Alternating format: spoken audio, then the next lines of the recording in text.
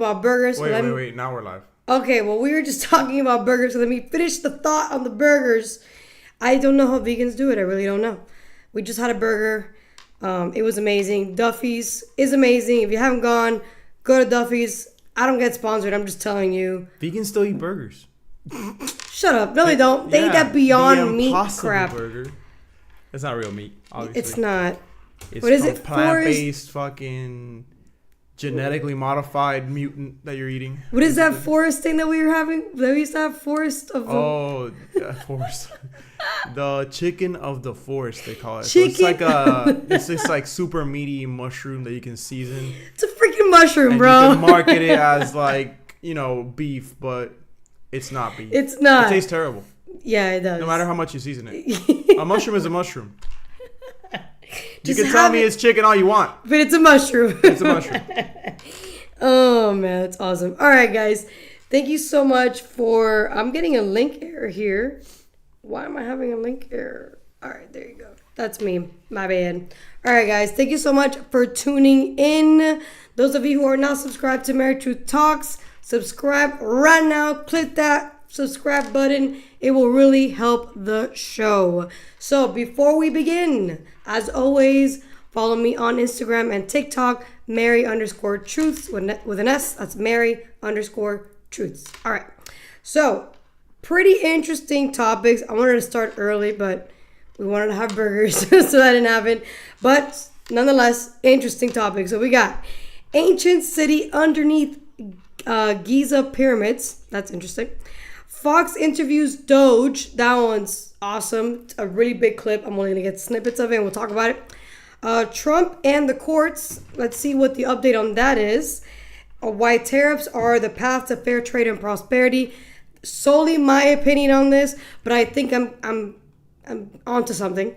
And I did a poll on Instagram if you want to participate on that poll, because right now we have two topics. We don't know yet for sure which one we're choosing. So it's either U.S. buys Greenland or talking about the flop of Snow White with Disney and how Disney's just failing as a whole.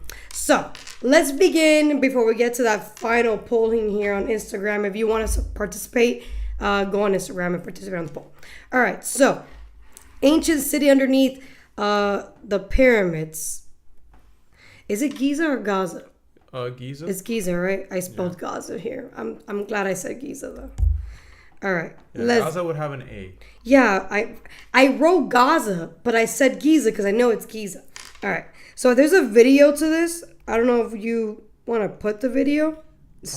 Yeah. Something to look at while I talk really quick about this. All right. So there's a vast underground city. This is New York Post, by the way. There's a vast underground city below Egypt's Giza pyramids. Scientists' wild theory claims, but experts debunk it as fake news. Of course, there was like a 4-panel of like 3 scientists, mainstream scientists, and one that's just like a fan of archaeology, who's more on the, what's this guy that we like to follow? The scientist dude? Graham Hancock? Yeah, Graham Hancock. So he's not like an expert, right? He's like a known archaeologist, but he's not on the mainstream experts. Yeah. So there was a guy on Piers Morgan, kind of like on that camp, competing with the mainstream scientists. And of course, the mainstream scientists are like, this can't be real. So we're going to find out, let's see. I think there's always a possibility. So researchers claim they've discovered the legendary halls of Amenti in which is a vast city. I'm assuming that's what Amenti means. Beneath Egypt. It's a hall of records where there's like hidden knowledge of our origins and like an archive past. Huh? Like an archive, a library. Think of it of like the Library of Alexandria. Have you ever heard about that? Yeah, I've heard about that. Yeah, it's like pretty much a place where a lot of ancient documents and secrets are held, and it's said to be under the Sphinx, not the pyramids. You talking about the Alexandria, or you talking about the city? No, what you're talking about. The city? The halls of Amenti. Okay, well, the Hall of Records. Let's look more into it. Under the pyramids, it's what they found is a bunch of these like columns that are linked to this underground chamber that has water in it. So that's pretty interesting. That could be also under a city. So who knows? We don't know anything. That's the thing about this. So they want to dig more into what about At least we, the public, don't know anything. The experts don't really know either because. No, I'm sure there's some dudes that know some shit. But not enough to where it's like definitive, where you can tell the public, yeah, like this is what it is, because the Egyptian authorities don't want you to investigate more into this mysterious, like, we don't really know. People are saying that it's not really a tomb. Some people are saying it is a tomb. I don't think it's a tomb. Oh yeah, look, they have the diagrams here. Yeah, so I'm going to really quick just read into this. So Italian Scottish scientists studying the pyramid of Khafre, I don't know how you say that, say the groundbreaking study has redefined the boundaries of satellite data analysis and archaeological exploration, according to spokesperson Kikolo. I don't know where I get Nicolo. Amply named Khafre Project Corrado Malanga from Italy's University. Did you just say Malanga? That's literally what it says here. Corrado Malanga from Italy's University of Pisa and Filippo Biondi of the University of, I can't say that, in Scotland, led the expedition to discover the Giza's Plateau, second largest pyramid. All right, so a bunch of people that I can't pronounce their last names and first names supposedly explored a different part of the pyramid. All right, so let's see what they explored. So the newly discovered structures are connected to pathways that lead below the surface and are believed to expose hidden rooms and wells under the 4,500-year-old wonder of the world. Electromagnetic signals were turned into phonic data that unveiled larger infrastructure, leading to down thousands of feet underground. That's pretty cool. The 8 large vertical structures, theorized to be wells or shafts, are thought to extend over 6,500 feet across and 2,000 feet below ground. And what's this like? What is this right here? What's this graph thing? The group used the data to make a rough 3D model estimating what is believed to be hidden from the world's eye. Yeah, those are the pillars they're talking about. Right okay. Or the wells or the shafts that are linked to the pyramid. They go all the way down thousands of feet. What do you think this is? What do you think these it's hard to say. I mean, to me it looks like some kind of electricity, some conductor to conduct electricity or energy connected to something. Yeah, it definitely doesn't seem like something a tomb would have. Yeah, definitely not. Well, you know what I'm saying? There's people who've gone to the pyramid have said that their phone in there, it charges without. That's right. Yeah, I've heard. Yeah, I've wirelessly, heard obviously, like but it's insane that your phone just charges like that. And now I have like these graphs. Well, not graphs, like these readings. I don't know what kind of device they use to get these readings, but there's pictures showing like plasma energy coming from the pyramids. Damn. Yeah, it's crazy. We don't know anything about these structures. I think this is. We've forgotten everything. I think this is a good step in the right direction. That we have people that aren't considered experts, who are willing to just be like, what if? You know, like you can't say that it's not true. We can't definitively say that this is what it is, but we can say that perhaps the pyramids have more to it than what meets the eye. Oh, 100%. You know? And the Sphinx too. And this, yeah, just all that. And you know what makes me even more curious? How there's so much wonder and mystery in that area. And there's been so much war that how convenient that the war that's been in that area has destroyed a lot of these past like civilization infrastructures. You know what I'm saying? Yeah, look at all these radical groups just going over there and destroying ancient statues. Remember we saw a video about that? Yeah. I don't know which one of these terrorist groups it was, because there's so many of them at this point. But they were just, you see them smashing like ancient sculptures and burning ancient texts. It's like, dude, what are you doing? Right. Yeah. So like you need to be hung by the neck. Like that's an atrocity against humanity. You're erasing exactly our heritage, our history, origins, our history. Exactly. That's why we don't remember anything.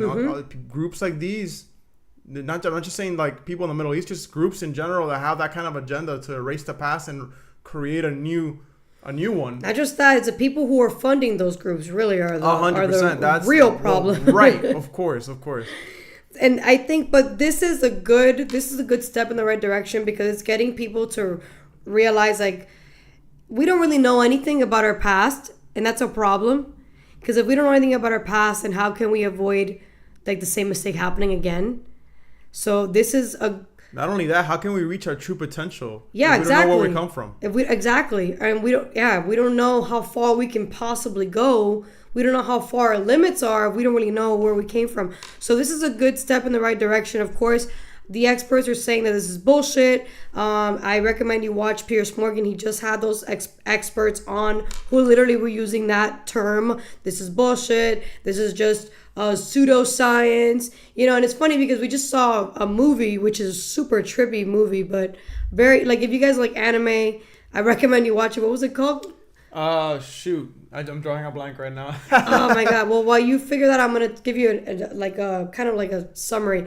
So the movie pretty much gives you perspective on how science and spirituality should come together, because it's going to kind of like blur out gray areas in between. It's called The Laws of the Universe. I'll put it up on the screen. It's really good. It really gives you a different perspective. It even brings out your inner purpose, like, why am I here? It makes you really question like your reality, which I think is needed right now in society. We need more thought-provoking movies, documentaries, stories like this that really open up people's perspectives and stop thinking of like the mundane day-to-day and start thinking, okay, like, is reincarnation a thing? Like, it really opens your perspective, yeah, as to what you're doing here. What is your goal, your life purpose, right? So it really gets you to think about these things and just open up your mind to new possibilities. Yes. Not looking at things so 3D, so linear. Yes. But you can find this on YouTube. You just put The Laws of the Universe Part 0. Make sure you put Part 0. Because Part 1 is actually Part 2. So trippy. Yeah. Even that is trippy, the title. Yeah, and I think there's a Part 2, which is actually Part 3. But, yeah. But, yeah, this is the one we saw today. It was really good. Also, there's going to be some cringy moments, all right? Because it's one of these older animes. But it's so good. But you just get through the little cringy moments. And there's a lot of truth in it. A lot of really good stuff. So, go check it out. What's good at Lockdown? I need to teach Laz how to switch scenes so he doesn't have to continue to crop you and make you all tiny. I got you the next time I go there. Sweet! Yeah, that'll be nice. Teamwork makes a dream work, bro. Teamwork makes a dream work. So anything to help make the content better for the audience, because you guys are what matters. So, which, by the way, before we get into the next one, speaking of mentality and opening up our mindset, follow MB Elevate on Instagram. That's MB Elevate. That is our wellness platform. MBE is a mindset. It's not just an idea. And it's the idea of MBE is to help people cultivate a healthier wellness lifestyle. And at the end of the day, I think that's the most precious thing we have is our health. And the only way to do that is to elevate our life by connecting the mind and body together. So let's move on to the next one. So we got Fox interviews Doge. That one's really interesting. We got 3 clips of this because it's a really big video. We're not going to watch all of it. So I got I think, in my opinion, the best 3 clips that we can talk about. Okay. Let's start with the first one. Give me a second. Yeah. Let me crop you real quick. Yeah, it's a learning process.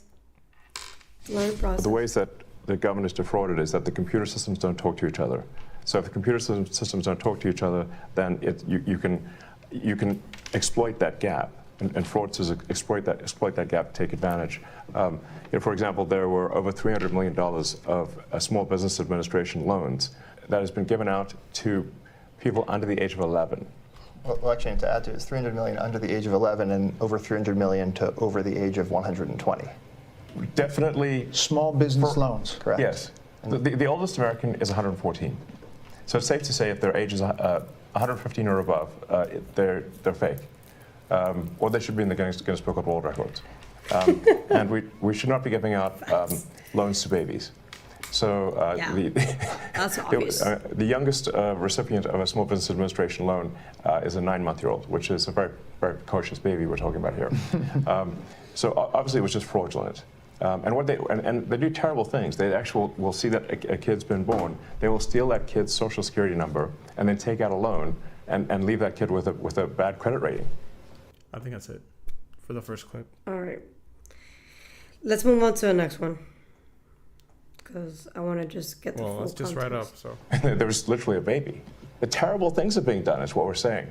And how? And we're stopping these terrible things. And you can stop it? I mean, Well, we are stopping you are it. stopping. The reason this is Absolutely. happening is because the two systems are not talking to each other. Yes. Right. And so you don't know at the Small Business Administration that you're giving a loan to a 9-month-old, which happened in one case, because you're not cross-referencing that with the Social Security Administration data that has birth dates. So that very, very simple fix eliminates tremendous fraud. And that there are multiple systems across the government where the systems are not speaking with one another. And if you just solve that simple problem, you would solve a huge amount of fraud. Are you So surprised? one of the ways that, like one of the key tricks that the fraudsters pull is that they will use the fact that someone is marked as live, and as sort of just that Social Security number is marked as live in Social Security, That's and crazy. then get disability and unemployment insurance for a dead person. Because the databases don't talk to each other, all they got was from Social Security is like, is this person alive? Yes, they're not alive. It's falsely marked. Person is falsely marked as alive in Social Security. But they didn't. But that fraudster can now get unemployment and disability from a dead person. That's crazy, bro. This is happening all the time at scale. Are you surprised crazy. at some of the legal efforts and some of the judges? well, yeah, that's All right. So now the next one is I think it's 118 to 228. Yeah. Give me a sec. Yeah, I think so.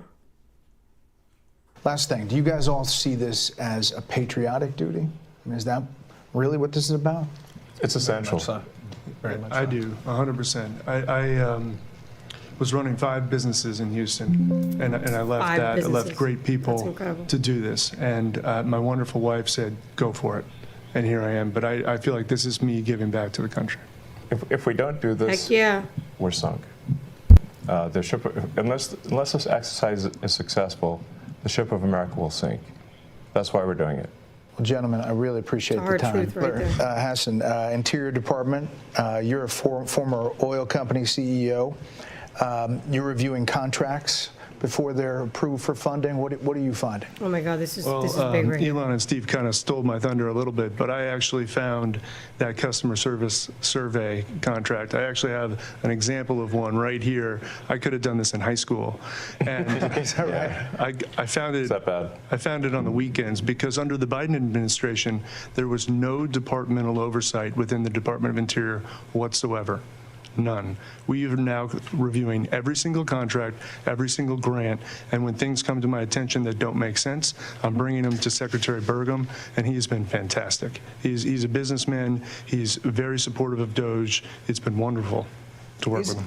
Is the battle between government of decades and decades of buildup and business, which you guys are, is that like a train hitting each other? I mean, it seems like it's pretty disruptive. Well, this is a revolution, and I think it might be the biggest revolution in government since the original revolution. But at the end of the day, America is going to be in much better shape. America will be solvent. The critical programs that people depend upon will work, and it's going to be a fantastic future. But are we going to get a lot of complaints along the way? Absolutely. You know, one of the things I learned at PayPal was you know who complains the loudest and with the most amount of fake righteous indignation? The fraudsters. It's a tell. There's some of these understand NGOs the that are concern. crazy, Interesting. like the He said $2 that. billion to Stacey Abrams' NGO that basically didn't exist, and suddenly gets $2 billion awarded from the federal government. She has, All right, go to why? 310, the And last there are one. many such cases like that. I think that most That was the last one. Oh, that was the last one? Okay, sweet. You just mixed them all together. Good. Cool. So, okay, put it this way. The way I saw this interview is very symbolic. Because Brett Baer said this is the first time where business and government collide And a lot of people say, well, that's fascism. And I say, well, it depends on what your interpretation of fascism is. So to me, this is not fascism. These are independent CEOs that are choosing to be selfless and are choosing to get the experience that they've gathered over being CEOs of multiple companies that are successful, and they're applying it now to government, because government has not been updated in over 50 years. And who's gonna do it? Nobody in government is doing it. They don't know anything about upgrading softwares, or how do you connect all these systems together, like how do you improve the communication for all these different departments. They don't want to do any of that. That's not their job. The government is meant to just operate. As far as these systems and how they intertwine and interconnect with each other, that's all tech based, and there's nobody in government that is techie enough to have been able to do that. That's why we have all these problems right now. That's why Doge is even a thing, because Congress technically is the one supposed to be the Doge, but Congress can't be Doge because Congress is the legislative branch. All Congress knows how to do is how to pass a bill into law to fund things. That's it. Don't ask it how to make a system better as far as like this. This is very technical. It's not something that Congress honestly should know how to do, I don't think I think that there should be a whole separate department. That's why Doge is now a thing. I don't think it's going to be a permanent thing. And Elon Musk, I recommend you watch the whole thing, says it's not going to be a permanent thing, but it's something that we need right now because there's way too much fraud. We're wasting money that we don't really have. And I think the best part about this is that it's exposing the politicians that are making excuses as to why this is a bad thing.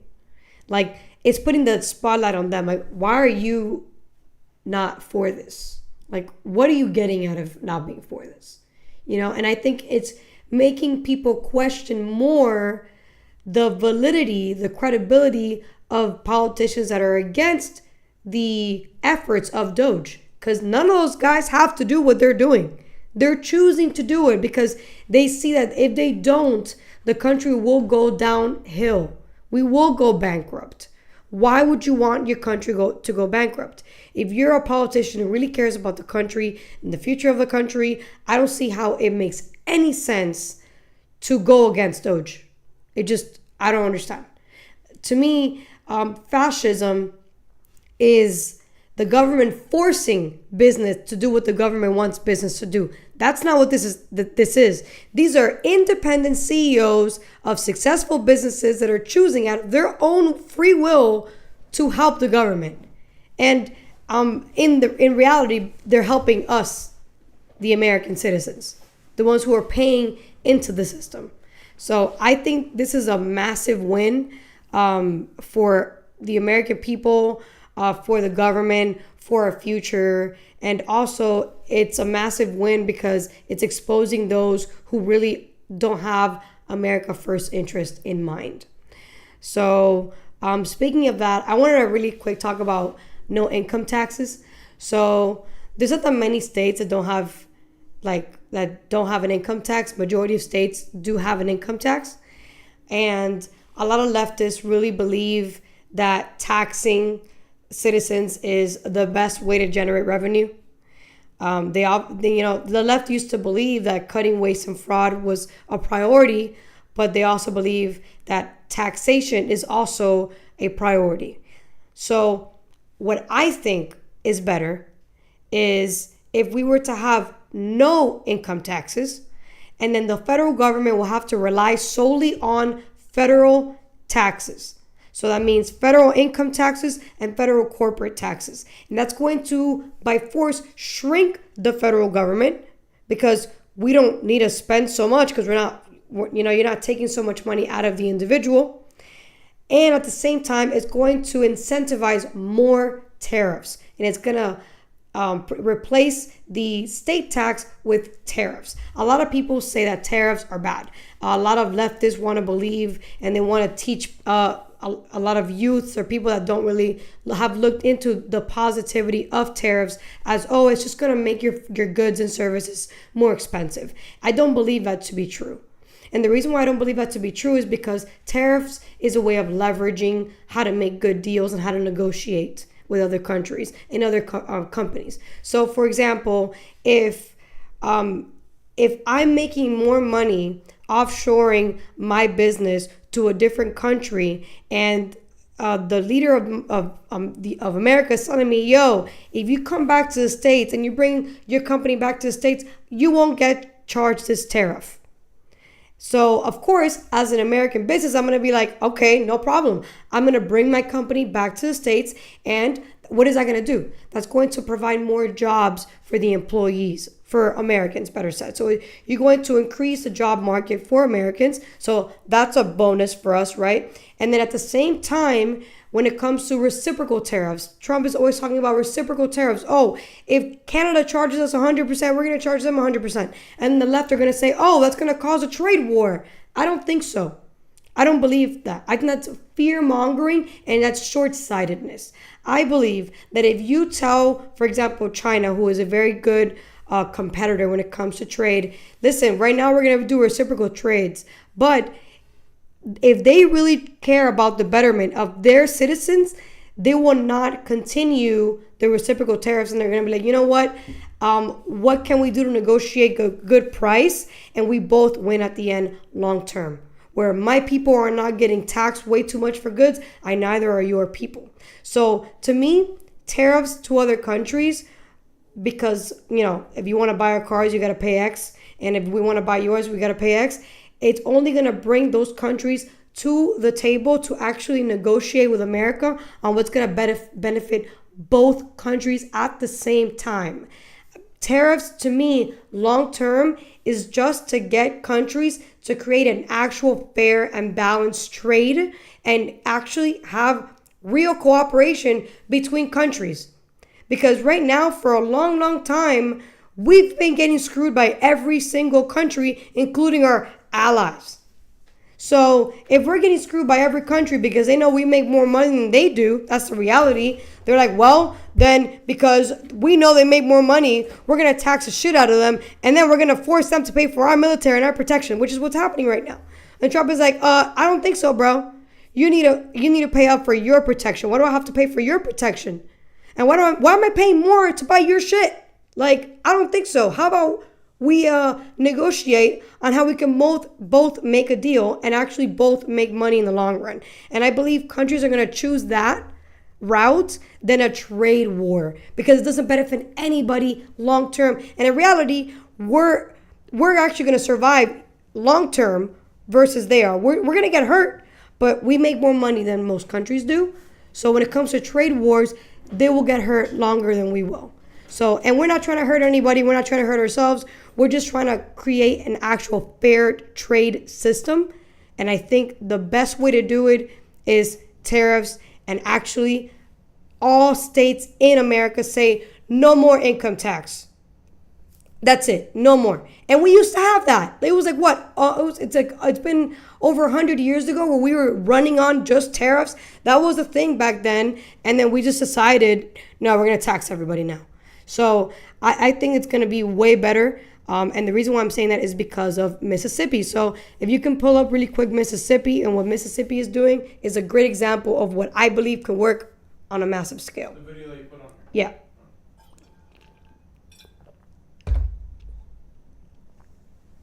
Mississippi taking matters into its own hands to put more money in the pockets of residents. The governor signing an historic bill this week to abolish the state's income tax, becoming the 10th state in the nation to eliminate income tax. Joining me now in a Fox Business exclusive is the governor of Mississippi, Tate Reeves. Governor, great to have you this weekend. Thank you so much for being here. Thank you, Maria. It's great to see you, and it's a great day to be an American, and it's a great day to be a Mississippian. Well, this bill has been in the works for 15 years. Tell us what it will mean for the Mississippi economy. Well, this is, Maria, this is our one big, beautiful bill in Mississippi. We've been working to cut taxes and moving towards eliminating the income tax, and I was finally able to sign a bill into law this week that over time gets us to accomplish exactly that goal. In Mississippi, we believe government ought to take less so that our people get to keep more of their money. And when you look at other states that have no income tax, you've seen a huge surge of individuals moving from high tax states to low tax states or no income tax states. Is that what you're expecting?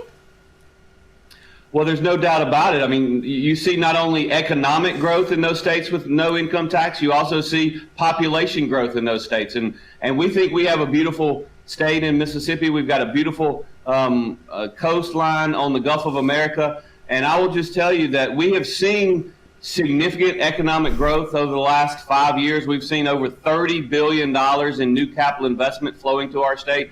And we think by eliminating our income tax, we're going to see not only more income and capital flow into our state, we think we're going to see more people flow into our state. And so it's an opportunity for us to be more competitive on the national landscape. And we think it's going to work beautifully.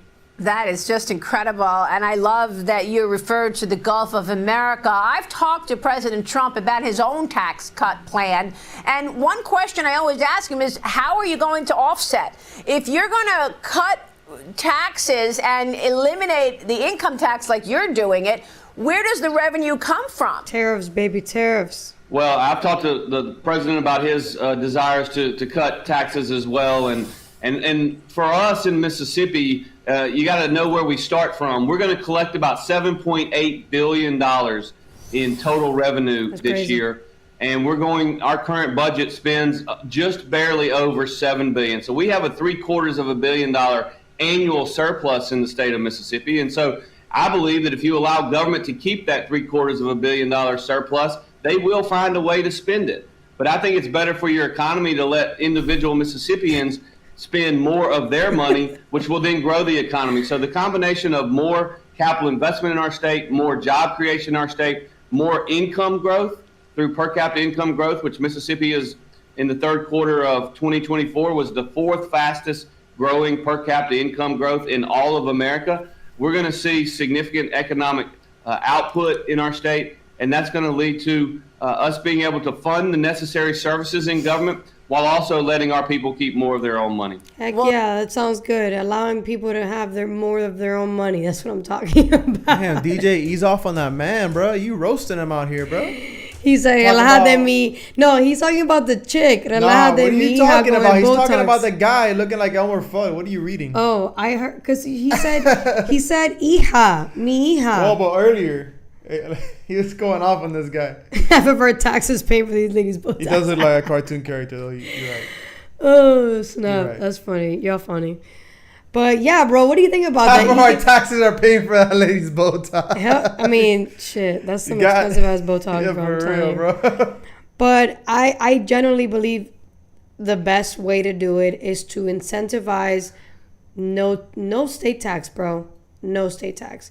I really believe that's going to incentivize more business, and more business means more jobs. More jobs means more revenue, more income, more happy families.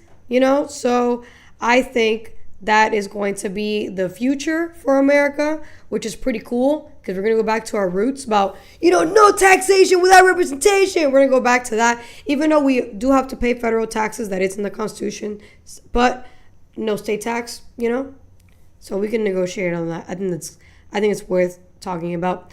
So let's talk about law and order a little bit.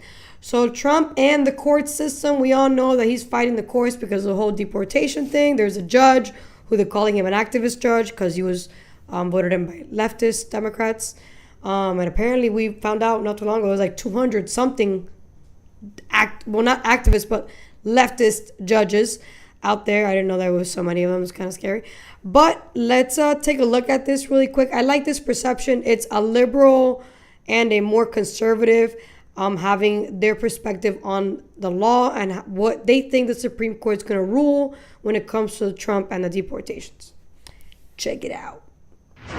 They want to create an issue of executive authority versus the third branch of government versus the courts and get it to the Supreme Court. That is the move. That's the strategy. It's not about the migrant flights. It's about making it a bigger issue.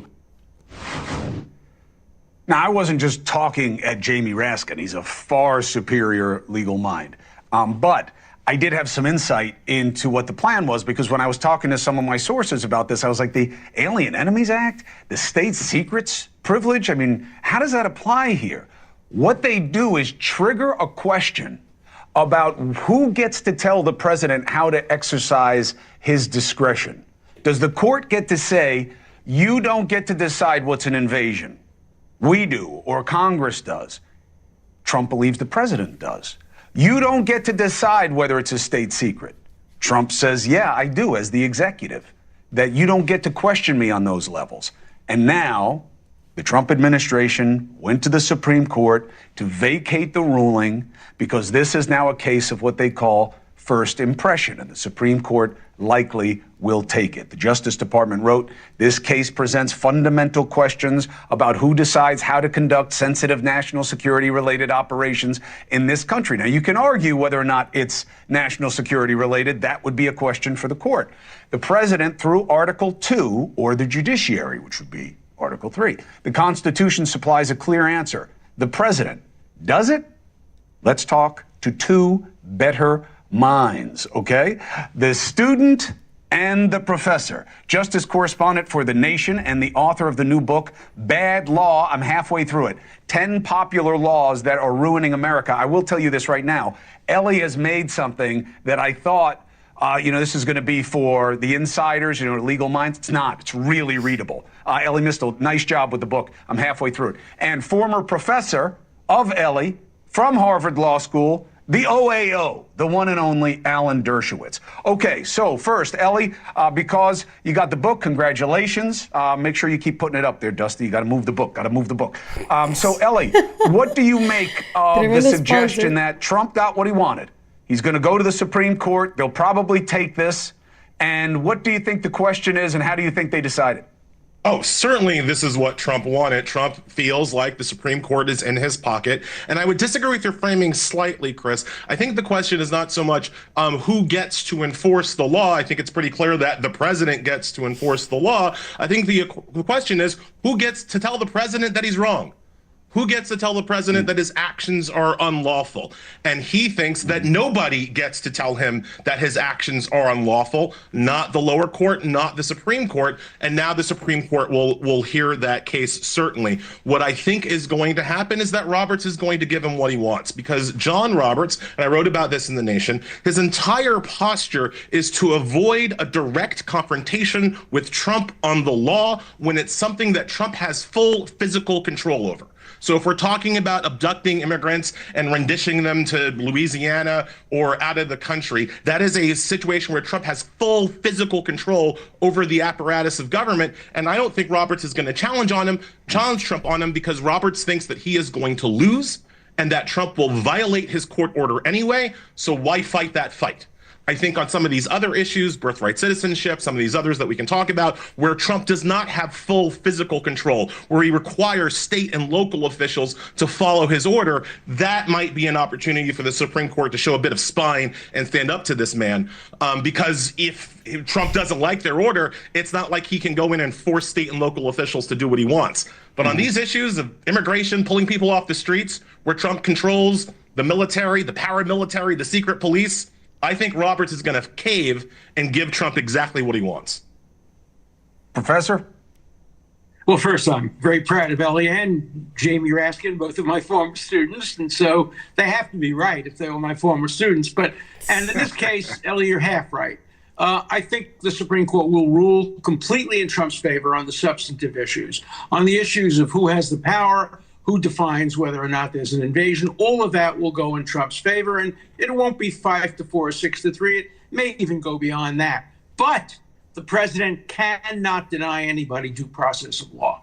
So there's going to be a distinction between the substantive issue Trump wins, procedural issues Trump loses. Felix Frankfurter once said the history of liberty is largely a history of procedures. So I think the Supreme Court ultimately will rule you can't just pick people up off the street. You can't just say he's a gang member. There has to be some degree of due process, some process.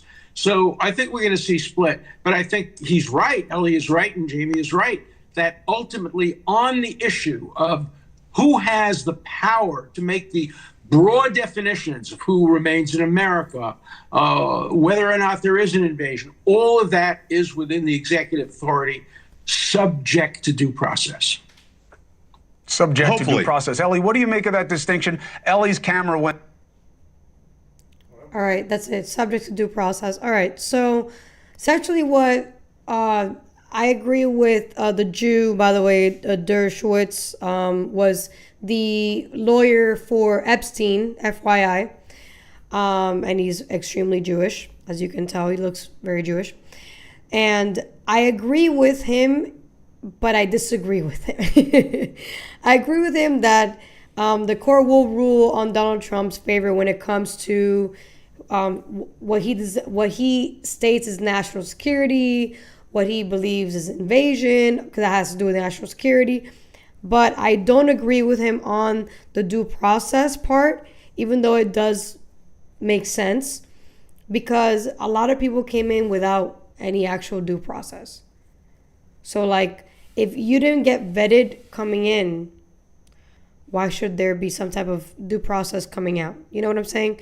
Like, the people that are being affected right now are people that have committed crimes or have green cards or visas and they're being revoked because they're protesting. And there's the ones that came here on a type of like a made-up visa that Biden did. That's like a humanitarian visa, but it's not a humanitarian visa. It's called H2A something, 2CA, something like that. Some weird name. And they're saying that's not even it's not even a legitimate visa. They're claiming that.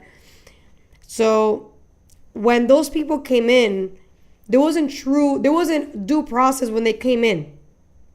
Like, if you're coming to a country, there should be due process for that person who's a foreigner to come to the country, and there was no due process for them to come to the country. So why does there have to be due process for them to leave the country? You know what I'm saying? And we're also assuming that every single person whose visa or green card or status here is at stake. We don't really know, because it really just depends on what their situation is. So in a generic term, when it comes to, like, I'm speaking in general, I don't think that we should have the same due process that we give an American to somebody with a visa or a green card. Because, like I said on Instagram and on TikTok, and I'll say it here, if the same rights I have, a visa holder, a green card holder has, where's the value in being an American? Like, what is the point of so many people sacrificing to come here if we're going to be equal to those who are just coming here, who have no stake? They're not stakeholders of the country at all. They have no skin in the game, and they just happen to have the same protections as we do. How's that fair? How is that fair for us, that we've been putting our time, our money, our taxes into getting these protections, due process being one of them, and we have to oblige by having to do the exact due process to a visa holder or a green card holder? I don't think so. I don't think so. There has to be a literal difference between the rights and protections an American has and those that you are a green card holder or visa holder, or just your status is a state resident. But even if you're a permanent resident, you're not an American citizen. Therefore, you shouldn't necessarily have these same exact perks as we do. You know, I said something along the lines of on Instagram, America's like a private club, and just because you're literally in doesn't mean you have the perks of being an American. Like, the American tier is not the same thing as the visa tier. You know what I'm saying? Like, everybody wants to get to the American tier for a reason, because you don't have the same protections under the visa tier.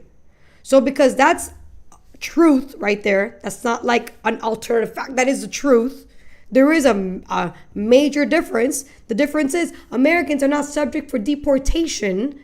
A permanent resident under a green card or visa is subject to deportation. Therefore, the due process that the lawyer is talking about, in my opinion, just an average person here, I'm just saying this is my thoughts, should not be the same as an American citizen. So regardless of they should have due process. Okay, what does that even mean? What do you mean by due process? Because due process to me is going through the whole court system. And no offense, but we shouldn't be having to pay for that. Because due process means we have to pay for their due process. That's public funding that we have to pay for. So I don't think that's beneficial to an American when we honestly didn't want y'all to come here in the first place either, because the way you guys came here was the wrong way to do it. So, I personally think that it's not even about like douchey or like a lot of people get triggered like, oh, it's not fair, they're legal. Yeah, I totally get it. But the reality is there has to be a difference between being an American and what it means to be an American. Why is it so valuable to become an American versus just having some type of legal status in this country? There is a significant difference, and we have to recognize that. And even though these deportations are becoming kind of like common, and we do have to be empathetic, because at the end of the day, like, people are literally being deported out of here, and if they've created roots in this country. So I understand that there needs to be some type of empathy, because we're not just talking gang members here, we're talking families that are going to be deported, as a unit. And that strikes people's emotions, because as Americans, we care a lot about everybody. America is the biggest humanitarian country in the world, like literally, like, hence why we have U.S. Aid, a literal department just for us to be humanitarians. Big brother.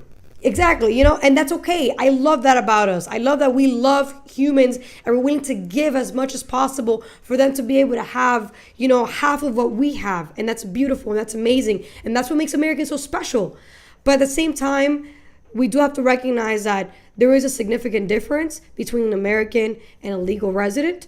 And at the same time, we do have to be empathetic. Like there's a if you can find it, there's a Studio Ghibli cartoon they made. It was supposed to be a meme or something. I didn't think it was funny, of like some guy who looked like an ICE, who looked like Tom Holman as an ICE officer. No, what that was AI. Yeah, but that was not funny. Like, people were laughing about it. Like, people were like, "Oh, this is like, that's not cool," because you're capturing like people's cartoons brings up the kid-like self in us.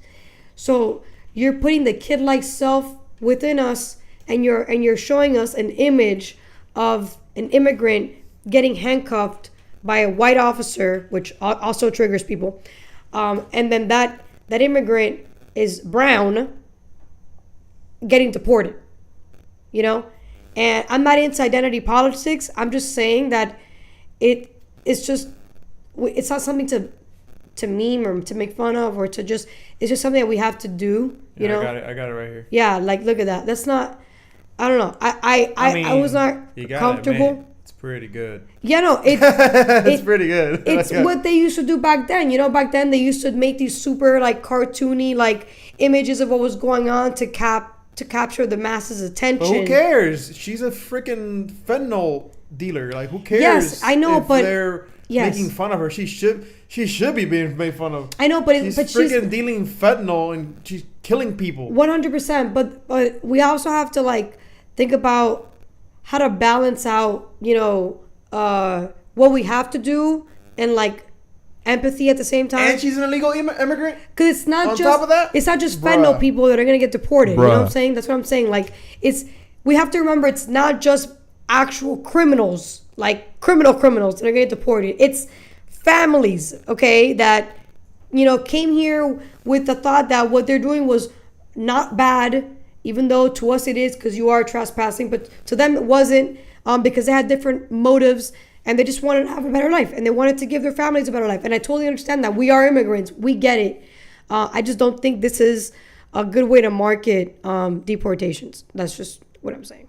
there has to be a balance. We got to find that balance, of we got to get it done, but we shouldn't be making jokes about it at the same time.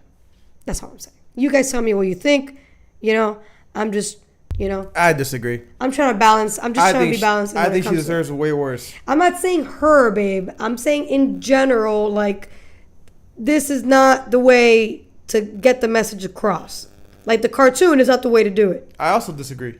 Okay, why do you disagree? Well, it's because of what you said. Because the cartoons, they tap into, like, the child mind or whatever, which catches our attention. And we look at this and we remember this because it's funny, It's a funny little cartoon. You know what I'm saying? Like, we remember things.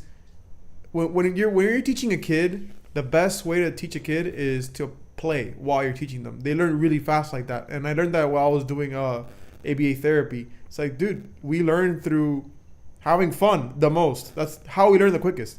And when you have like a little cartoon, it's funny, it's cool to look at, so it's easier for you to remember this. So it's actually not a bad thing. For me, it's actually an effective way to spread a message. It's effective, but at the same time, it's not effective. It's effective, Why do and you at the think same time, that, though? counterintuitive. Why? Because we have to remember that there are people that are not for this, or they're not fully comfortable with this. They understand the reason behind it, but they're not fully comfortable with it. There's always going to be people not comfortable with something. So I know, what's the but point? why give them a reason to... They're always going to find a reason. I don't know how to explain it. Like, they're always going to find a reason to not be comfortable, to talk some shit, but to bring up some... But there's no reason to make them... Like, for example, like, the left will make a super big deal about this. Like, oh, I can't believe the right is making this funny, and this is not funny. And they'll go as far as it's beyond the fentanyl. It's, what about the black Haitian mother who just wanted to feed her kids, and she's going to get deported now too? Like... Well, the black Haitian mother had an option to feed her kids a different way. She'd have to freaking sell fentanyl to do that.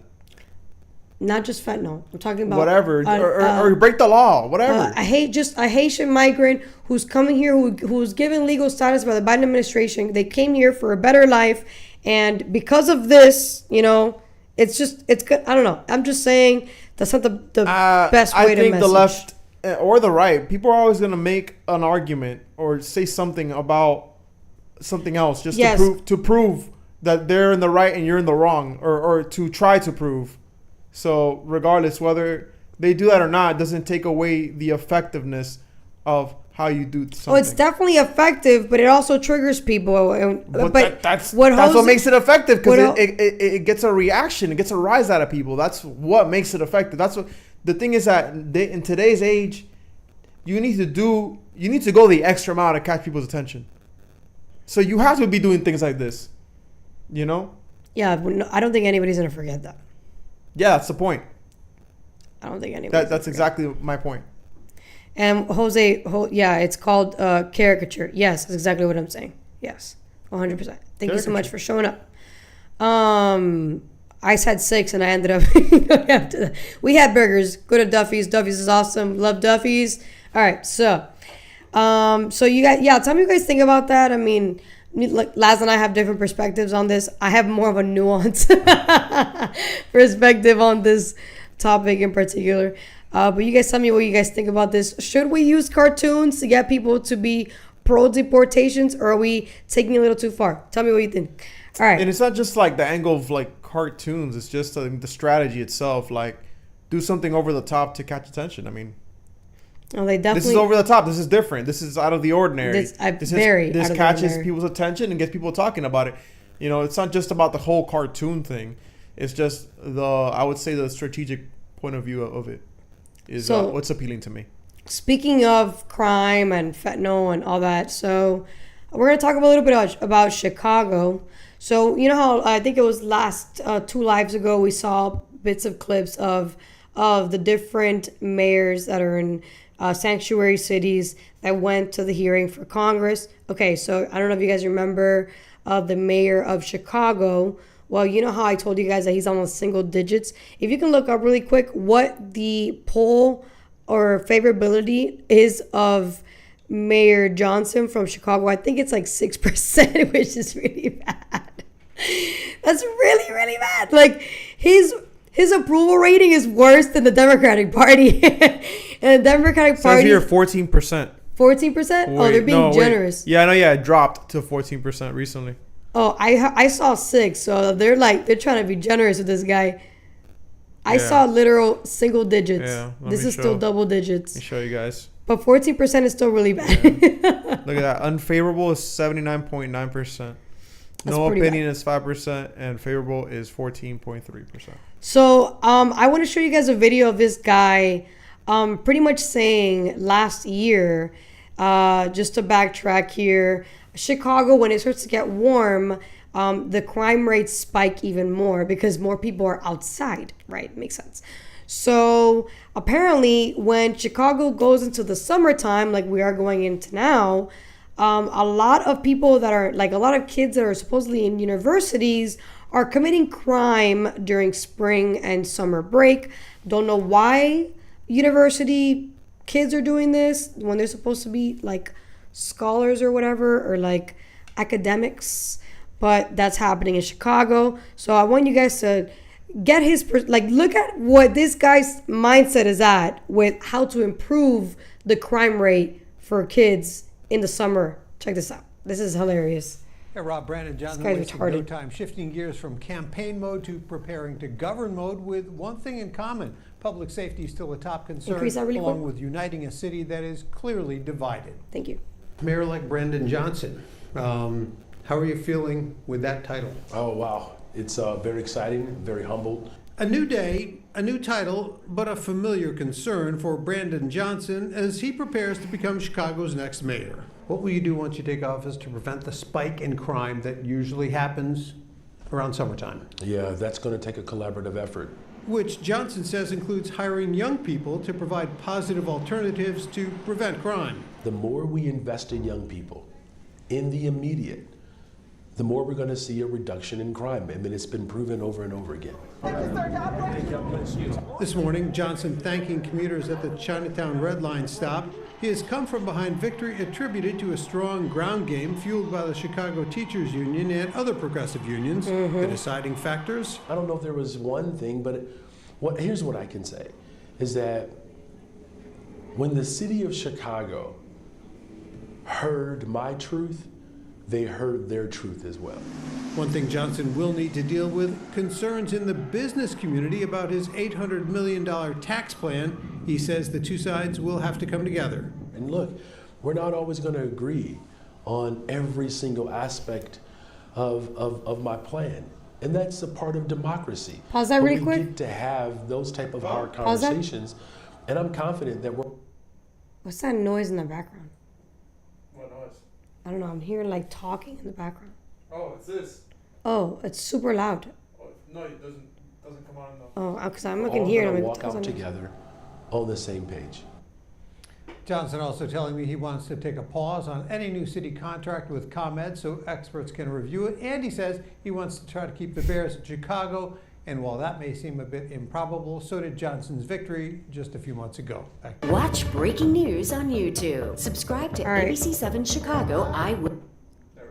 Okay, so I don't know why I didn't. Maybe it said in the beginning and I just didn't hear. And I couldn't hear it because of that other thing that you had going on in the background. Test the audio here. So he pretty much said in the beginning of that that the way they're going to lower the crime rate from the youth committing crime during summer and spring break is by creating federal jobs for them to do something with their time.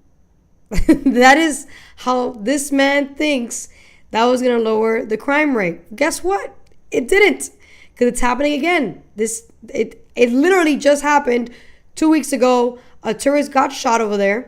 And somebody just got stabbed 2 days ago. Check this out. Go to the next one really quick, and then we'll get our full take on this guy. This guy's I can't believe this guy's a leader. It's very sad. A 15-year-old boy hospitalized this morning after he was shot during a downtown teen takeover. Another person also stabbed. Now this all comes as CPS students are wrapping up their spring break. Asal Rizai in Street of 04 now. They're set to return to those classrooms next week, Asal.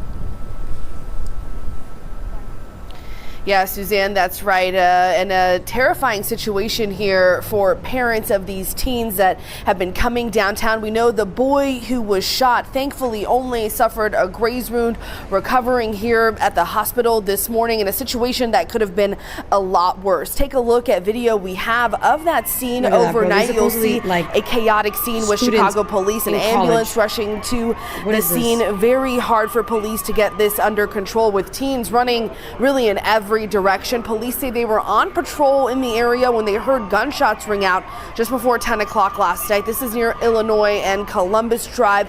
Officers saw a large group running from the scene. That's when they found that 15-year-old boy on the ground, his leg grazed by a bullet. It's notable this is the same area a tourist was shot just a few weeks ago, and we're not far from the Loop, where an 18-year-old got into a fight with a group inside a store. It led to him getting stabbed in the back before that group ran from the scene. He's also recovering in the hospital in fair condition at Northwestern, not far from us this morning. And if you remember, this has been an issue in past years, specifically during the warmer weather month. Yeah, exactly. Yeah. It has been an issue in the past, which means that his plan to supposedly create federal jobs that are, I guess, temporary in order for these kids to work and not commit crimes didn't happen, because you cannot force people to get federal jobs just because you are creating them. Like, it is ridiculous to believe that. And what's even more ridiculous is that the money supposedly went to these jobs, but no kid actually took advantage of that opportunity. So you just spent that money on what?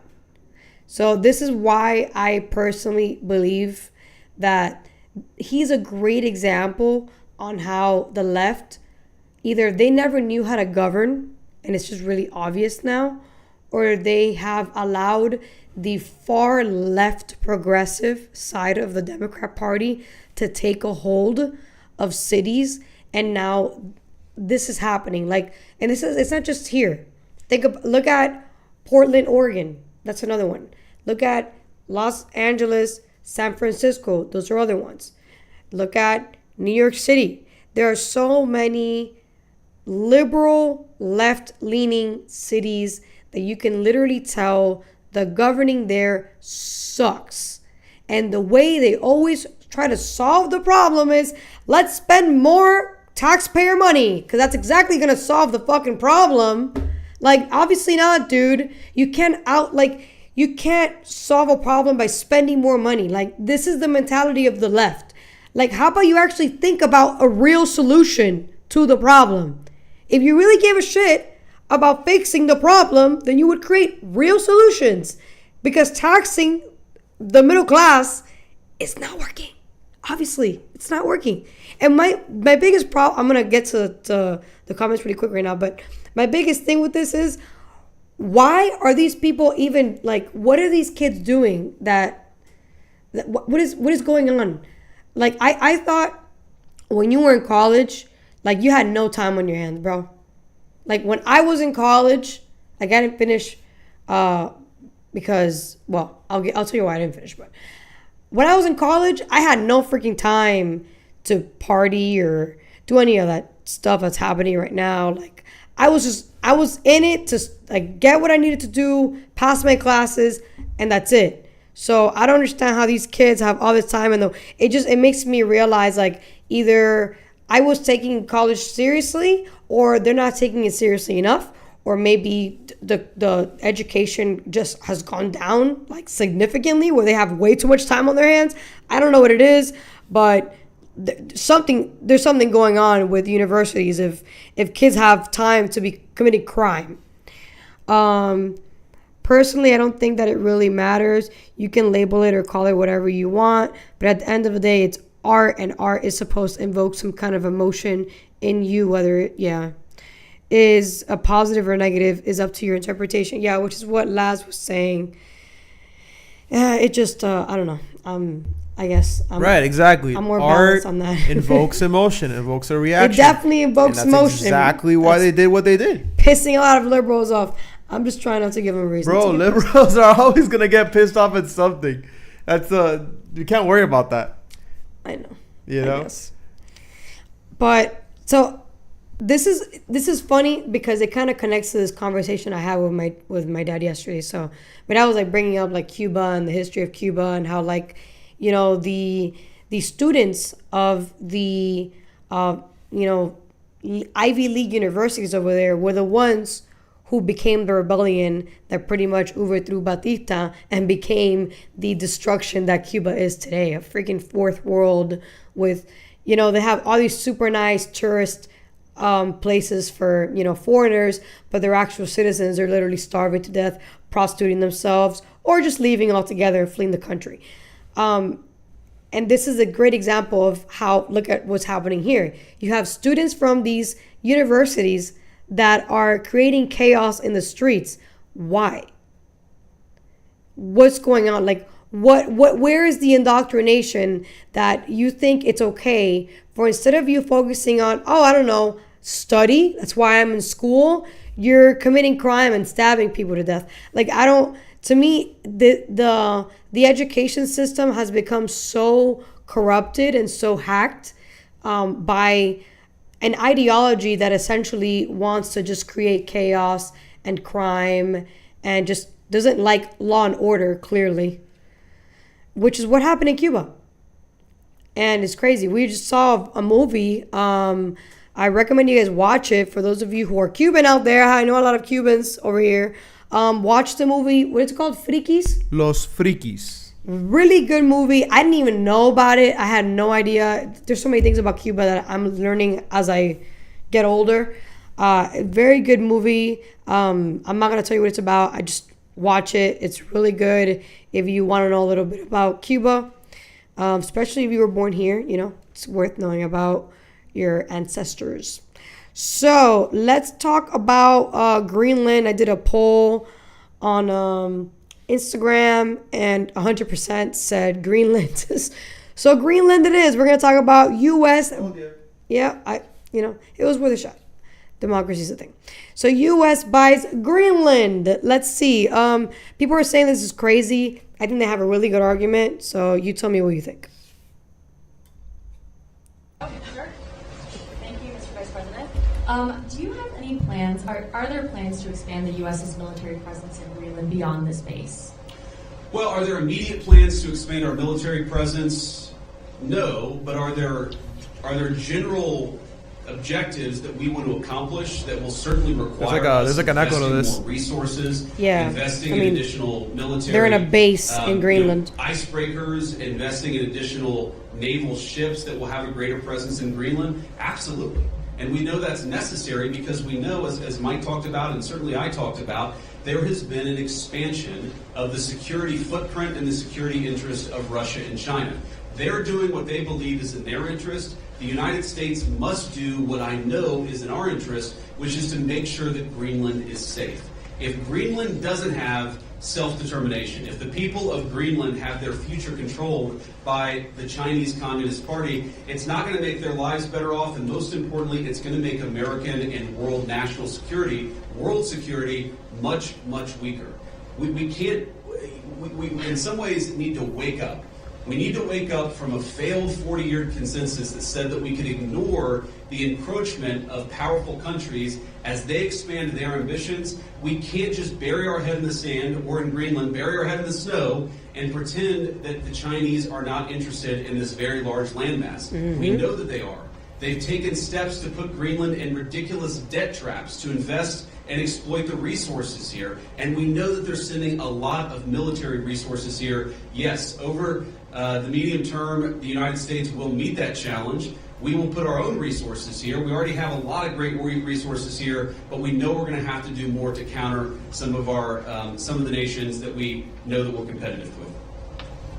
Sure. Thank you so much, Mr. Vice President. And the President said today that we have to have Greenland.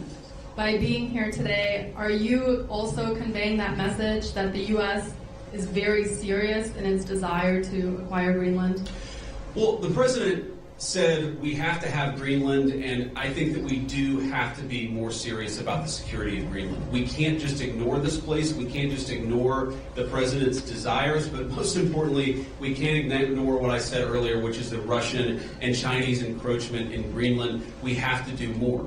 And what the president said in his State of the Union address, and he was very clear about this, is we respect the self-determination of the people of Greenland, but my argument again to them is I think that you'd be a lot better coming under the United States security umbrella than you have been under Denmark's security umbrella. Because what Denmark's security umbrella has meant is effectively they've passed it all off to brave Americans and hope that we would pick up the tab. We're simply saying to the people of Greenland, when the president says we've got to have Greenland, he's saying this island is not safe. A lot of people are interested in it. A lot of people are making a play. We know that America cares about the security of this island for the sake of the people of Greenland, but also for the sake of the national security interests of the United States of America. So our message is very simple. Yes, the people of Greenland are going to have self-determination. We hope that they choose to partner with the United States because we're the only nation on earth that will respect their sovereignty and respect their security, because their security is very much our security, as these brave Americans showed. All right. What a great vice president, man. Incredible, right? What a great what a great vice president, man. I love this guy. He's great. You know, supposedly the one who makes all his memes loves him or something. Like is a fan of JD Vance. For real? Yeah, it was you sent me that reels of the guy who makes them. Wasn't it you who sent me that? No, I don't think so. Oh, somebody sent me I that. think that was your other boyfriend. Oh, damn. Damn. I put him out there like that. Anyway, I don't have another boyfriend, guys, in case you guys took it seriously. So, yeah, what do you think about that? Greenland is we need to buy it for national security of Greenland and for our own national security. I thought that was a really good argument because, so think of it as Greenland is a territory of Denmark. So imagine Puerto Rico, territory of the United States, right? So imagine us not protecting Puerto Rico. So because we're not protecting Puerto Rico, China's hey, you're not protecting. Well, let's not use China because China's too far away. Let's use Mexico. Mexico's yo, America, you're not protecting Puerto Rico. Puerto Rico, I'm willing to protect you, and I'll liberate you from being a territory of the United States. I'll make you, the sovereign country you once were. Just allow me to protect you, and let's be a team here. Let's partner up here. That's essentially what he's saying. He's saying Denmark is not protecting Greenland as its territory, as it's supposed to. If you have the territory, you're supposed to protect your territory. And if you're not willing to do that, and we are, then we're pretty much telling Greenland, I'll give you sovereignty, self-determination, independence, liberty, pursuit of happiness, everything we believe in as Americans. But I need you to allow me to own you. Let me buy you, and you get all that independence that you weren't getting from Denmark. I think that's a good deal. Maybe I'm just being biased because I'm American. But I think it's a good deal for them, and it's a good deal for us.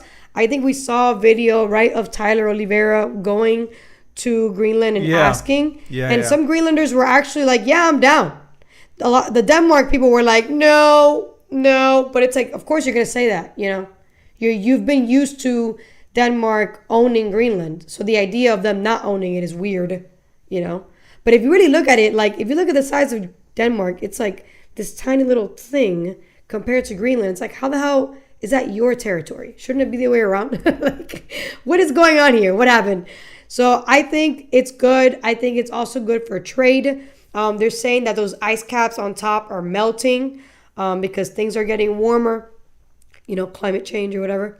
So because of that, and we know that there is actual climate change, we don't believe it's a total bullshit. What we think is bullshit is that the left want to use it as a reason to tax the shit out of you. Oh, it's climate change. You should pay 20% more taxes. No, fam, chill.